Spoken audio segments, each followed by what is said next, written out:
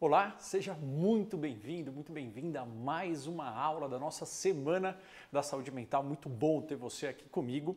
Hoje a gente vai falar de um tema que é muito pedido no canal, suscita muitas dúvidas. Então, a gente vai falar sobre o transtorno de personalidade borderline. O que quer dizer isso? Quais os sintomas? Como que a gente pode fazer o diagnóstico? Vai ter testes para ver se você pode possuir esse tipo de quadro, ou até vai ter também perguntas para você ver se o seu parceiro, se o seu marido, a sua esposa, o seu familiar pode ter borderline. Vamos falar também, claro, dos tratamentos. Ok? Bom, então vamos começar, né? Primeira coisa que todo mundo pergunta, o que quer dizer borderline, né? Borderline, digamos, a tradução é o que? Alguma coisa na fronteira, no limite, na borda. Mas é na borda do quê? Né? E aí, eu tenho que confessar para vocês que aí vai de uma das coisas que acontecia muito antes na psiquiatria e na psicologia, que era uma bagunça. Era bagunça do quê? Porque não tinha nada formalizado, a gente não tinha os diagnósticos padronizados ao longo do mundo. Então, cada pessoa de cada país, cada estudioso, cada psicólogo, cada psiquiatra, dava um nome diferente para coisas que eles achavam que seriam interessantes. Então, o que um chamava de uma coisa, pode ser que o outro chamasse com o mesmo nome, só que uma coisa diferente. Então, na verdade, o termo borderline, ele veio, por quê? Porque acreditava-se que essas pessoas ficavam na fronteira entre a psicose e a neurose. E aí, o que é psicose e neurose? E aí é que entra isso que eu falei. Por quê? Porque antes, cada um dava uma definição diferente do que era psicose, do que era a neurose. Mas de uma forma muito geral, psicose tem a ver com delírios, alucinações, desorganização de pensamento, por exemplo, que ocorre na esquizofrenia, e neurose tem a ver com sintomas de ansiedade, de angústia, né, que ocorrem em quadros depressivos e ansiosos. Então eles acreditavam que a pessoa com diagnóstico de transtorno borderline, ela estaria no meio entre algo da esquizofrenia e uma coisa da ansiedade.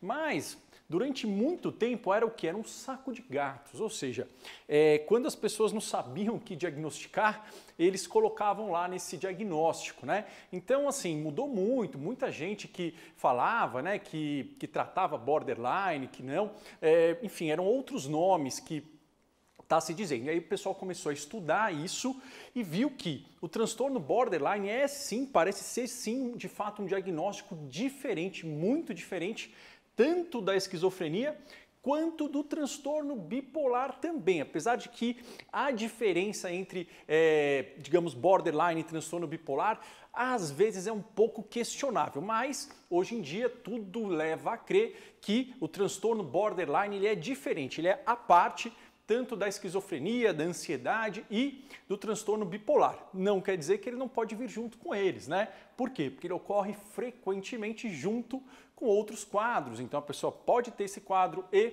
transtorno bipolar, pode ter esse quadro de transtornos ansiosos, né? Então pode sim vir junto com o TAB2, que a gente já viu a aula de transtorno bipolar, então vocês já estão muito craques em saber o que é o TAB1, o TAB2, a ciclotimia. A dificuldade é diferenciar o transtorno borderline da ciclotimia, isso é muito difícil. Pode vir junto com depressão, com TDAH, tem muitas pessoas com transtorno borderline e déficit de atenção, junto com o uso de substâncias, junto com o transtorno de ansiedade. É muito importante, caso estejam presentes, a gente tratar todos os quadros para levar a pessoa a conquistar uma melhora de saúde mental, de saúde emocional, de bem-estar e ajudar a pessoa a conquistar o potencial dela, né, profissional, pessoal. Bom, quais são as características-chave do transtorno borderline? Então, ele é um transtorno de personalidade. O que é isso? São funções da pessoa mais ou menos estáveis ao longo da vida. Então, a gente vê os sintomas começando no final da adolescência. Na infância e adolescência, a gente já começa a ver. O diagnóstico ele é feito na idade adulta, né? Porque até os 18 anos muda muito, né, a personalidade, mas a gente começa a ver isso e a pessoa mantém essa estabilidade de funcionamento em várias áreas da vida até o tratamento, né, ao longo da vida. Ou seja, não é igual, por exemplo, o transtorno bipolar, que a pessoa tem um humor relativamente normal e de repente vem um quadro de mania ou um quadro de depressão. Não é. Não é igual uma pessoa com ansiedade que tem ali alguns sintomas ansiosos, de repente, pá, estoura uma crise de pânico, estoura um quadro de uma ansiedade generalizada. Não, esse quadro ele vem com problemas no funcionamento ocupacional, nas relações com as pessoas, mais ou menos estável, ou seja, a pessoa sempre teve esse funcionamento, né? Não começou depois de um tempo. Isso é importante. Isso desde a infância, adolescência e início da idade adulta. Então, qual que é a característica-chave? Instabilidade de humor, as características principais: instabilidade de humor, dificuldade de relacionamento. Então, o relacionamento é muito comprometido no transtorno bipolar. É difícil essas pessoas se relacionarem, são relacionamentos tumultuados. Relacionamento com borderline não é simples, não é calmo, né? Episódios de automutilação, então são pessoas que muitas vezes se cortam, se batem, se agridem.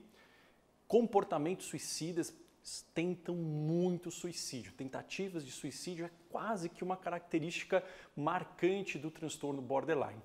O principal sintoma é a instabilidade. A pessoa ela é constantemente instável, ou seja, existe uma estabilidade, que é ser instável. Então a pessoa é muito instável em relação ao humor, o humor dela troca muito rápido. Não é igual no transtorno bipolar, que a pessoa fica dias ou semanas ou meses numa aceleração, depois dias, semanas, meses na depressão. Não, aqui o humor ele oscila ao longo do mesmo dia, de uma hora para outra. Extremos de euforia, extremos de depressão, extremos de raiva em questão de horas ou minutos. Relacionamentos instáveis. A pessoa, o namorado, a namorada, ela é uma hora uma pessoa perfeita e a outra hora ela é a pessoa mais horrorosa, pessoa mais execrável do mundo. Ou seja, vai de uma idealização até um ódio profundo, às vezes em questão de minutos. Então, os relacionamentos são muito instáveis, muitas brigas, enfim, muitas separações, reata, enfim, é um relacionamento que é tumultuado. Existe uma instabilidade da autoimagem, a pessoa tem dificuldade de se definir até em termos de sexualidade, a pessoa ela troca, né, muitas vezes em termos de orientação sexual e não por uma questão de escolha racional, mas por não saber o que de fato é importante para ela, uma instabilidade em relação ao que quer, em relação a que tipo de pessoas ela gosta, como é que ela gosta de se relacionar, instabilidade em relação à profissão, né? E uma instabilidade de comportamento, são pessoas impulsivas, elas tendem a ter dificuldade de tolerar sofrimento em detrimento de uma coisa a longo prazo. Então, tolerar uma coisa ruim visando algo a longo prazo é muito difícil, elas são impulsivas, então elas saem de empregos, elas terminam relacionamentos, elas mudam de cidade ou vão casar de uma hora para outra, é muito instável, é muito rápido, né? Então é um caldeirão de emoções, né? Acomete mais ou menos 1,6% das pessoas e é um quadro muito mais comum nas mulheres do que nos homens. Antes acreditava-se que era só em mulheres, mas não. Existem homens com esse quadro. Talvez essa disparidade também possa ter a ver com subdiagnóstico nos homens, né? Mais difícil, mesmo um psiquiatra, um psicólogo, pensar em transtorno borderline para homem. Mas aparentemente sim, é um transtorno que tem muito mais, acomete muito mais mulheres do que homens. Olha só que coisa importante, né? A gente vai ter uma aula só sobre pensamentos suicidas agora. 70%, ou seja, cerca de 3 em cada 4 pacientes com esse transtorno vão ter pelo menos uma tentativa de suicídio em suas vidas. Isso é a maior proporção que a gente tem na psiquiatria. Não quer dizer que necessariamente a proporção é igual de suicídios completos, mas esse quadro precisa de cuidado, tá? Mas olha só que interessante, né? Uma coisa muito comum é que o diagnóstico de transtorno borderline e transtorno de humor, principalmente transtorno bipolar, nem sempre é fácil.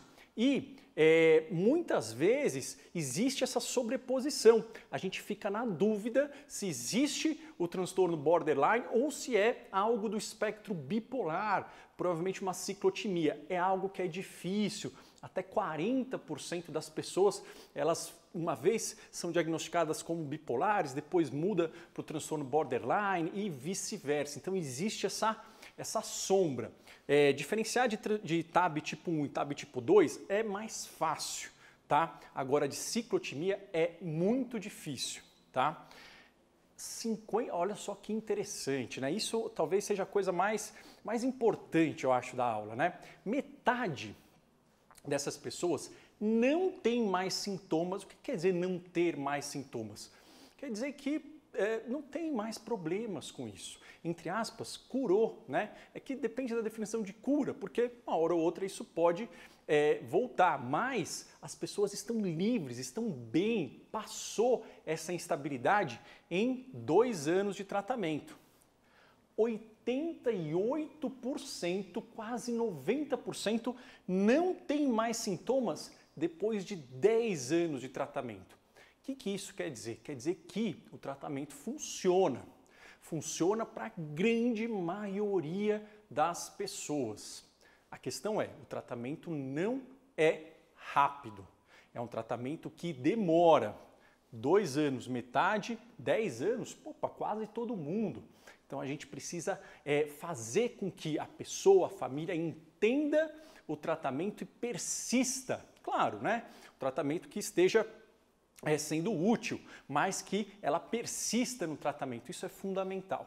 Bom, aqui, ó, digamos, essas bolas aqui, eu gosto de bolas coloridas, né?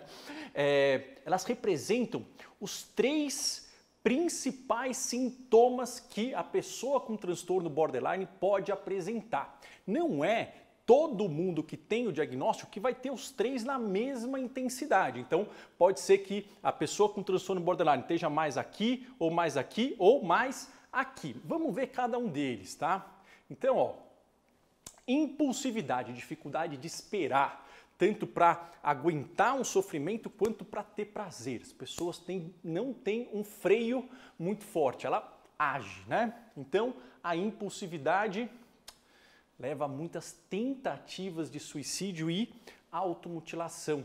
É difícil esperar para aliviar o sofrimento. O sofrimento é visto como insuportável. E uma das coisas do tratamento é ajudar essas pessoas a perceberem que o sofrimento ele vem e vai. Elas têm dificuldade nisso. Então elas têm muitas tentativas de suicídio e se cortar. Em geral, a automutilação está relacionada a um alívio de sentimentos de angústia ou de vazio.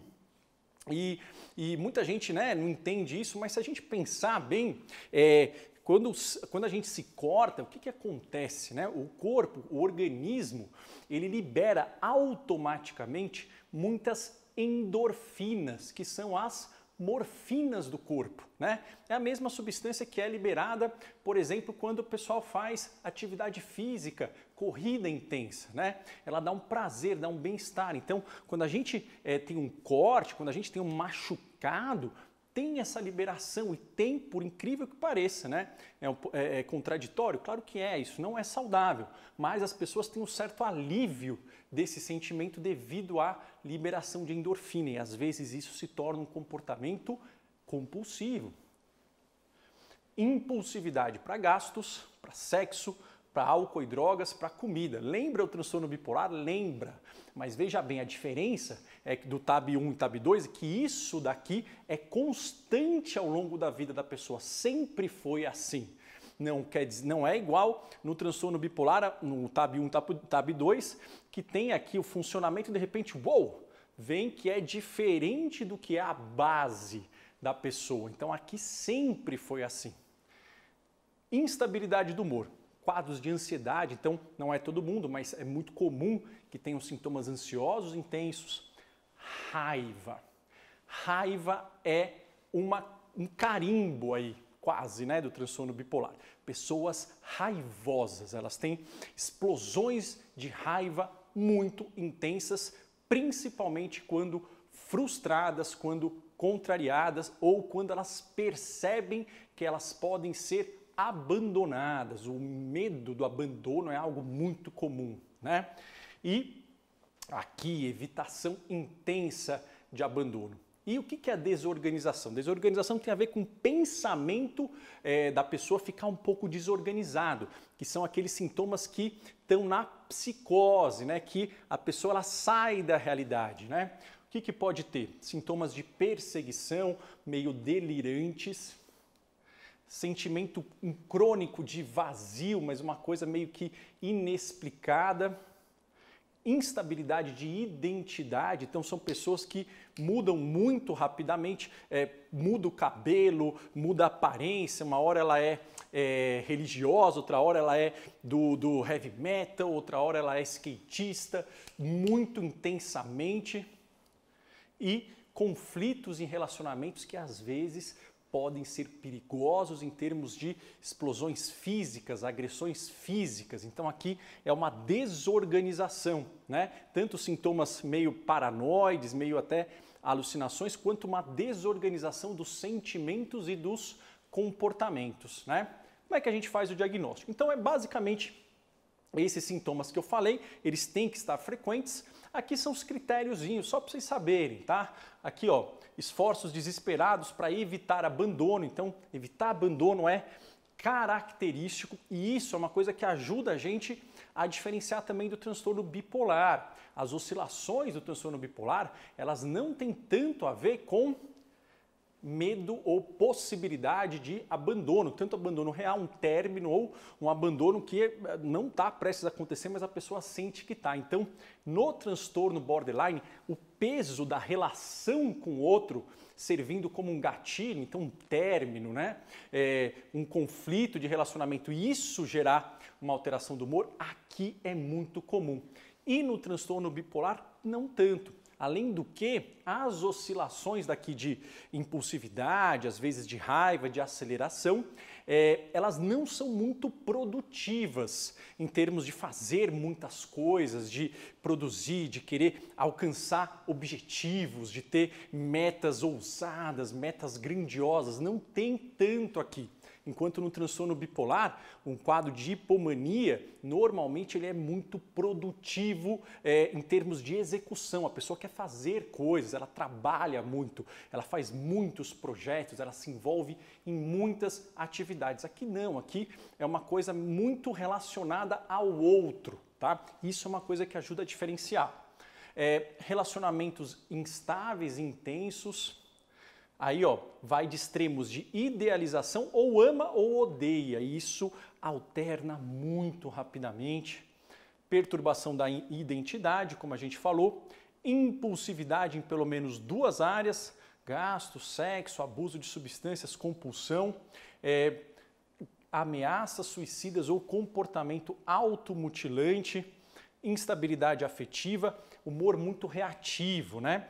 Então, a irritabilidade, ela está muito ligada à relação com o outro, à frustração. Isso também é um pouco diferente do transtorno bipolar, porque às vezes no transtorno bipolar a irritabilidade está porque a pessoa quer fazer rápido e os outros são muito devagares, os outros não estão cooperando com ela para produzir algo. Aqui não, aqui tem a ver com o relacionamento da pessoa não atender os desejos da pessoa com transtorno borderline, tá? Sentimento crônico de vazio, raiva, né? E, às vezes, ideação paranoide, né? Esses sintomas persecutórios. Então, esse teste aqui, ó, esse teste vai estar disponível para vocês. É um dos testes que não faz o diagnóstico, mas ele pode servir como um rastreamento. O que é isso? Se você fizer o teste e você pontuar igual ou maior a 7 pontos, é muito importante você ser avaliado por um profissional de saúde mental, tá? Então aqui, ó, seus relacionamentos foram marcados por muitas discussões ou rompimentos? Sim ou não? Sim é 1 ponto, não é 0 pontos, tá? Então você tem que marcar sim em 7 ou mais, tá? Você já se machucou fisicamente? Você tem problemas para controlar os impulsos? É basicamente aqueles critérios diagnósticos. Mudanças de humor muito rápidas, explosões de raiva, agir de forma sarcástica, raivosa, atacando o outro com frequência. Você costuma desconfiar muito que as outras pessoas estão armando algo para te atacar? Você costuma sentir que as coisas ao seu redor não são reais? Então, no transtorno borderline pode haver esse sintoma de desrealização que não é aquele sintoma de desrealização da crise de ansiedade, que isso é normal pela hiperventilação. Aqui não, aqui tem a ver com a desorganização de pensamento, sentimentos de vazio crônico, isso também é uma marca registrada. Muitas das pessoas com esse transtorno queixam-se dessa sensação de vazio. Você costuma sentir que você não sabe quem é, que você não tem identidade, então é aquela questão, né? Vai de, enfim, religiosa, depois vai ser, enfim, funkeira, depois vai para o heavy metal, isso muito rápido, coisas muito diferentes, a pessoa não sabe o que de fato é importante para ela, tá? E esforços desesperados para evitar o abandono, tá? Então, 7 ou mais disso daqui é muito importante ser avaliado, é um sinal de alerta ali amarelo, né? Para uma avaliação. Vamos ver as causas agora, né? Você viu que eu gosto de bolinhas, né? A ideia é que isso foi mudando muito na psiquiatria, né? Antes era aquela questão muito da psicanálise, né? Ou seja, transtorno de personalidade, a pessoa nasce, isso é culpa dos pais, isso é culpa da criação. É claro, as questões da infância, elas são importantes, porque é um quadro que onde está alterado a personalidade basal da pessoa. Então, experiências da infância são muito importantes, mas não é só isso, né? Então, a ideia não é que a culpa é do pai, a culpa é da mãe. É frequente que haja um padrão familiar meio estranho, meio disfuncional. Então é importante que a família seja tratada também. Agora, não é como era antigamente, falar, não, isso daí é porque isso daí é culpa da mãe, isso daí é porque a criação dos pais foi assim, é porque não deu limite. Não, não é assim, né? Até porque a gente vai ver que às vezes tem irmãos, né, que um tem esse padrão, o outro não. Então tem vários componentes, nada é tão simples assim. Eu sempre falo, se alguém te der uma única explicação por que você é do jeito que você é, você desconfia, você não acredita nessa pessoa, essa pessoa está te enganando, tá? Não tem, é um quebra-cabeça. Mas a gente consegue ver algumas coisas, ó. Então tem um fator genético, sempre tem, né? Que a gente chama hoje de epigenética, ou seja, genes que ficam ali quietinhos, eles são ativados frente a gatilhos ambientais. E quais são os gatilhos? Experiências ruins na infância. Então, pode ter experiências de abuso físico, abuso sexual, de negligência, experiências violentas, experiências de abandono na infância. É obrigatório ter isso? Não, mas é comum, são pessoas que têm mais histórico de abuso sexual, né? Então, aqui ó, abuso fixo sexual, separação precoce dos pais, então, enfim, perda dos pais, negligência, né? Negligência forte mesmo, a criança passava necessidades e uma insensibilidade marcante, né, de afeto dos pais. Mas lembrando que não precisa também a gente taxar a culpa dos pais, por quê? Porque tem, enfim, né, todos esses componentes. Então, a pessoa nasce com a genética, pode ter essas experiências na infância, ou então a própria genética pode levar ao quê? A uma instabilidade emocional e impulsividade. Ou seja, a genética mais essas experiências ruins podem levar a esse tipo de sentimento. Agora, a própria genética, mesmo sem as experiências, também pode levar. Por exemplo, a gente sabe que impulsividade é algo muito hereditário, né? Então tem várias pessoas na família que em geral são muito impulsivas, outras menos. A gente vê que em famílias de pessoas que têm o uso mais abusivo de álcool, existem outros familiares que também têm. Então impulsividade também é genético. Ou seja, a genética ela pode fazer com que essas experiências levem a isso, mas só a genética pode levar a isso também. Não é obrigatório ter isso, mas é comum que haja. E aí o que acontece, né? Tem aquela retroalimentação. Ou seja, né? Poxa, eu sou mais instável, eu sou mais impulsivo, eu brigo, né? Alguém tenta, né, uma figura de autoridade paterna, materna, tenta colocar um limite, eu explodo, né? E aí esse próprio comportamento faz com que haja maior chance de ter um desses quadros. E aí aqui se alimenta, né? Então, também tem isso. A genética ela pode levar a essa instabilidade e isso fazer com que o conflito com os pais, com as figuras paternas, seja muito conflituoso e alimenta. E o que a instabilidade e a impulsividade leva? A comportamentos disfuncionais ao longo da adolescência e idade adulta. Autoagressão, tentativas de suicídio, conflitos nos relacionamentos em todos, com a família, com o namorado, namorada, com o esposo, no trabalho, dificuldades executivas. Então, é isso que a gente falou também que diferencia um pouco do transtorno bipolar, tipo 2, principalmente, que são pessoas que nos quadros de hipomania, elas tendem a ser muito executivas. Depois, claro, tem um prejuízo.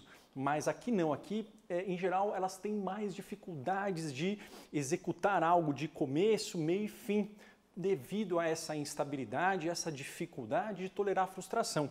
E tudo isso faz com que, né? Então, poxa, se tem conflito em relacionamento, se tem dificuldade executiva devido a essas oscilações, faz com que ela tenha mais instabilidade ainda, porque ela vai tendo perdas. E isso faz com que, né, se começa a acontecer na adolescência, faz com que haja mais experiências ruins em casa. Então, isso daqui, né, é o modelo basicamente de como que se forma, né? É o quebra-cabeça de como se forma o transtorno borderline, tá? Bom, tratamento. Então, coisa fundamental.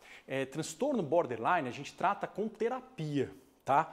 Principal forma de tratamento não é com remédio.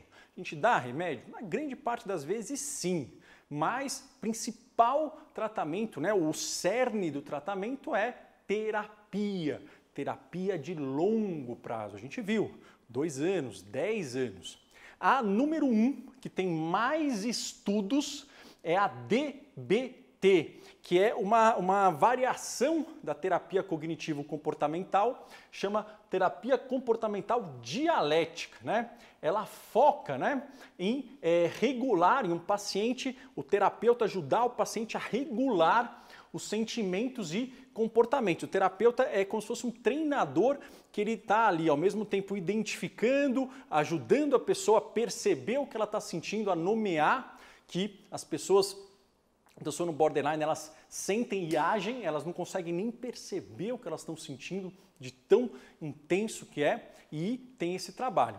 Aqui, ó, tem outras terapias, baseada na mentalização, que ajuda o paciente a tentar se colocar no lugar do outro. Tem a terapia focada na transferência, muito derivada da psicanálise, que tenta ver motivos e sentimentos escondidos atrás das ações. E tem um tratamento psiquiátrico com uma psicoterapia que é um manual, né, da Associação Psiquiátrica Americana, que é um manual simples de terapia, né, que envolve uma vez por semana a terapia, com medicações e com abordagem familiar. Mas o que tem mais evidência é essa daqui, tá? Porém, lembrando, não é rápido, é uma coisa a longo prazo, tá? Agora, o tratamento medicamentoso é importante? É. é importante sempre junto com a terapia, tá? Então, é muito comum, né? Eu tenho várias pacientes com esse diagnóstico, é comum elas brigarem com o terapeuta, né? Por quê? Porque todo relacionamento é instável, é comum elas brigarem com a gente também. Elas brigam com todo mundo, não tem problema. Eu digo elas porque é mais comum em mulher. E a gente tem que, ok, vamos retomar, às vezes com a mesma terapeuta, às vezes a gente troca, mas isso é super importante. Número 1 do tratamento medicamentoso, evitar benzodiazepínicos. Coloquei aqui já, né, para destacar, por exemplo, Rivotril, Frontal, Lorax, evitar. Você que é familiar, não dê o seu Rivotril para paciente que tem transtorno borderline, não dê um Frontal. Por quê? Porque o que acontece? Essas pacientes são muito impulsivas, ou seja, elas, né, agem, elas sentem e agem. O que acontece com esses remédios? Eles diminuem o funcionamento do cérebro todo, mas principalmente dessa parte frontal. Eles diminuem essa parte frontal antes das outras partes. E o que é que essa parte frontal faz? É o freio, ela controla impulso. Transtorno borderline já tem essa parte mais fraca. Se a gente vai dar algo que bloqueia, que anestesia essa parte, o que pode acontecer? As pacientes podem ficar mais impulsivas, mais agitadas e até terem mais chance de tentar suicídio quando elas são medicadas por Rivotril, Frontal, Diazepam, Lorax. Não é para dar para quem tem esse diagnóstico, isso é errado, ok? Aqui, ó. O que a gente vai fazer? A gente vai tratar sintomas, a gente não vai tratar a causa é a terapia, a gente trata o sintoma para deixar a pessoa menos em risco, para facilitar o treino, tá? Então, ó, a gente vai ter que tratar a instabilidade de humor às vezes a impulsividade, às vezes esse sintoma psicótico, né? Paranoide, às vezes até alucinações. E aí o que a gente usa? Ó, a gente usa 3 tipos de remédios. Esses daqui são chamados estabilizadores de humor e anticonvulsivantes. São remédios que a gente usa para transtorno bipolar, exceto o lítio. Tá? O lítio, para quem tem esse quadro, não tem muita evidência de que funciona. Tá? Então, diferente do que a gente usa para o transtorno tipo 1 bipolar, que é o lítio enfim, né, primeira escolha sempre, aqui a gente não coloca o lítio, não funciona muito, mas Depakote, Tegretol, Trileptal, Lamotrigina, Topiramato, né, é muito usado. Para que eles são usados? Humor, raiva e impulsividade. Aqui, ó, Divalproato, Depakote, Lamotrigina, Topiramato.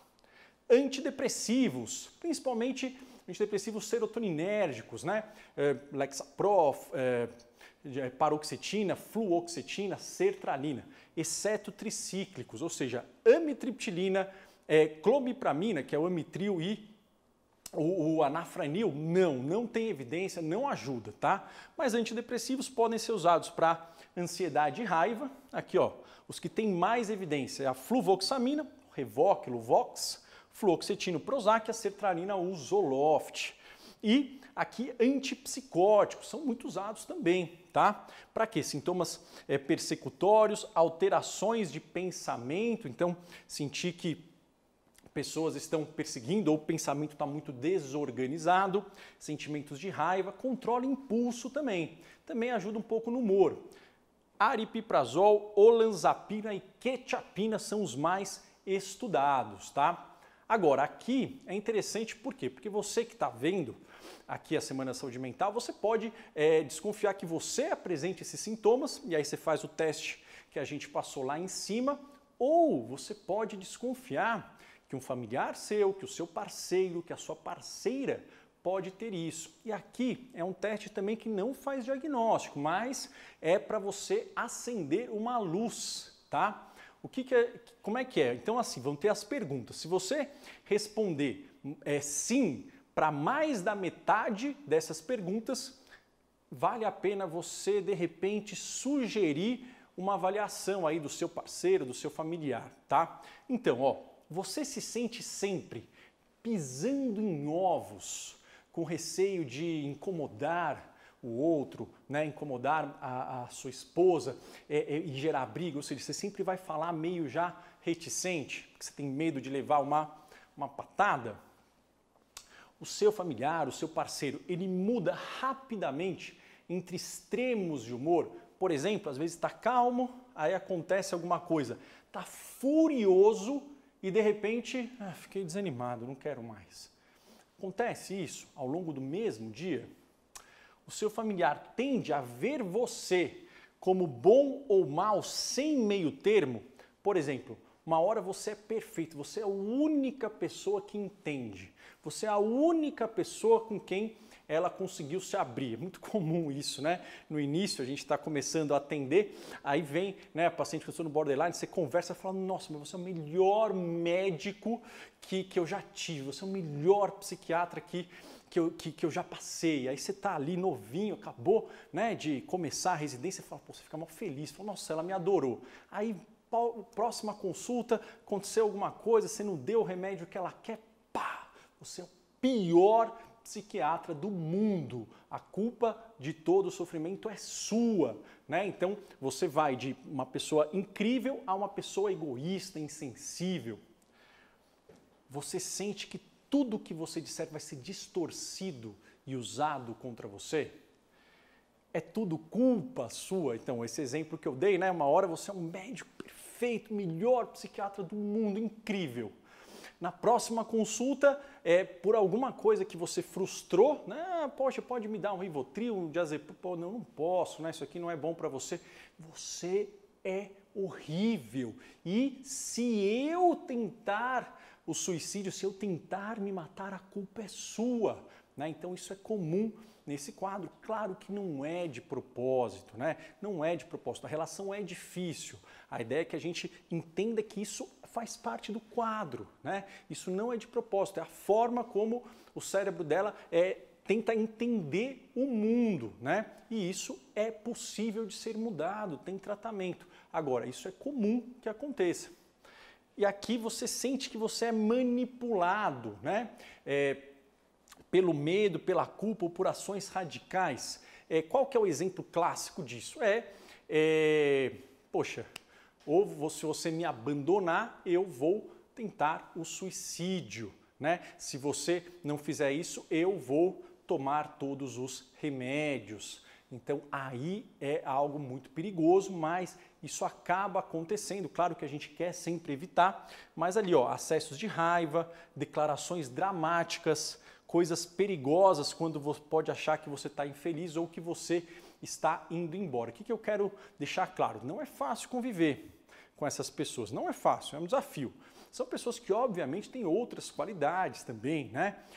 Porém, isso não é feito de propósito. Dá vontade da gente julgar isso, mas isso não está sob o controle de quem sofre. Então aqui, se você respondeu mais do que 3, né, dessas perguntas como sim, opa, talvez valha a pena olhar com carinho, passar por uma avaliação, tá?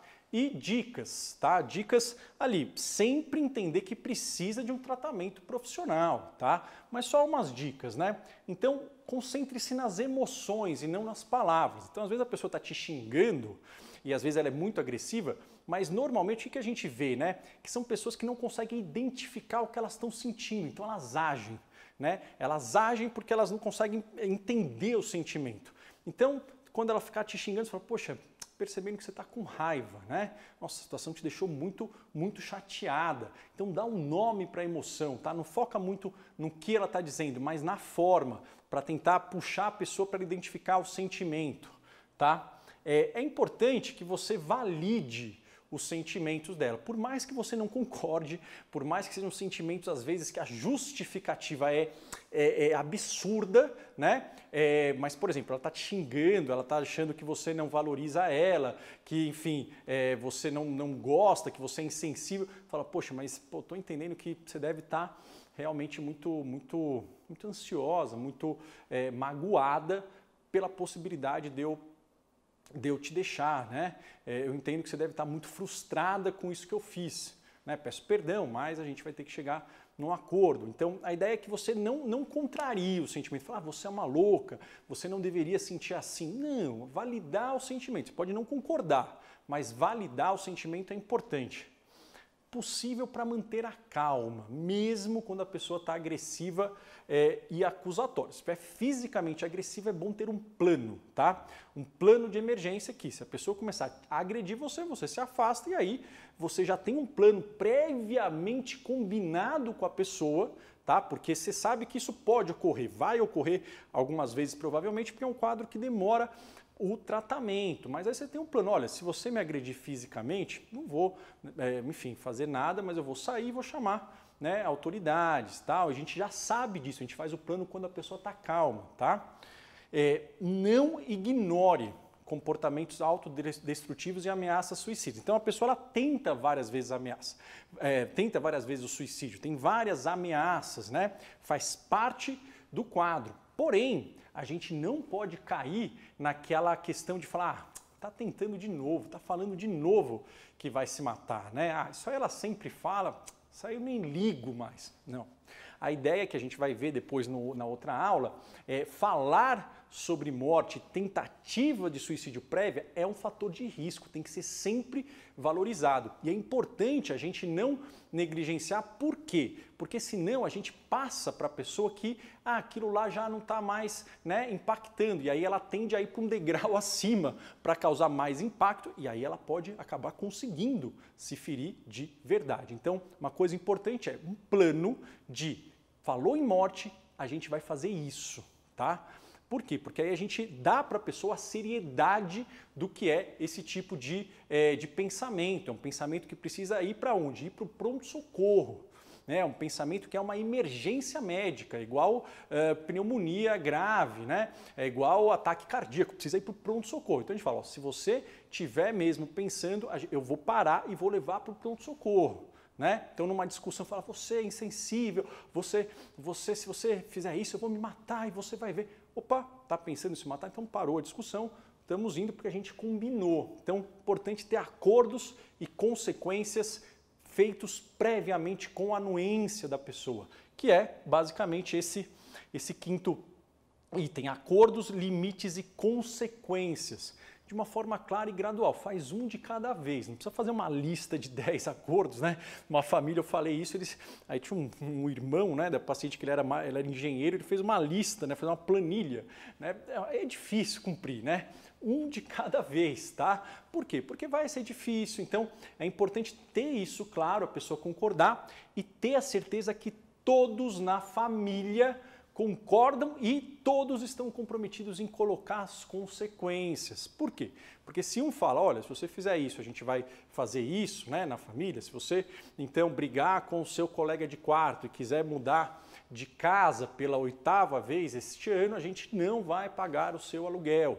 Não porque a gente está com receio, não porque a gente não quer que você se sinta bem, mas é porque isso é algo que faz parte do seu tratamento, isso ajuda você a controlar. Então existe esse acordo previamente, só que aí se ocorre isso, aí você combinou com a mãe, combinou com o irmão, só que aí ela vai na avó e a avó dá o dinheiro para ela e tudo perde sentido, porque a ideia do acordo é a pessoa mesmo começar a se monitorizar e não em a gente punir a pessoa. Por isso que o acordo tem que ser feito antes, tá? Aqui, ó, e cumprir as consequências. Perfeito? Bom, pessoal, falei rapidamente, né? Tem muito mais coisa, né? Tem várias outras estratégias. É importante que o acompanhamento em terapia individual o número 1, é importante ter um acompanhamento médico e, claro, existem outras dicas de comunicações assertivas, né? Que vocês podem aprender, que podem servir como um complemento para ajudar essas pessoas a lidarem com isso, né? No Clube Saúde da Mente a gente tem lá alguns vídeos de comunicações assertivas, estratégias de se comunicar melhor, ok? Bom, espero que vocês tenham gostado. Vou ficando por aqui, vejo vocês no nosso próximo dia, na nossa próxima aula aqui da Semana da Saúde Mental. Um abraço e até lá!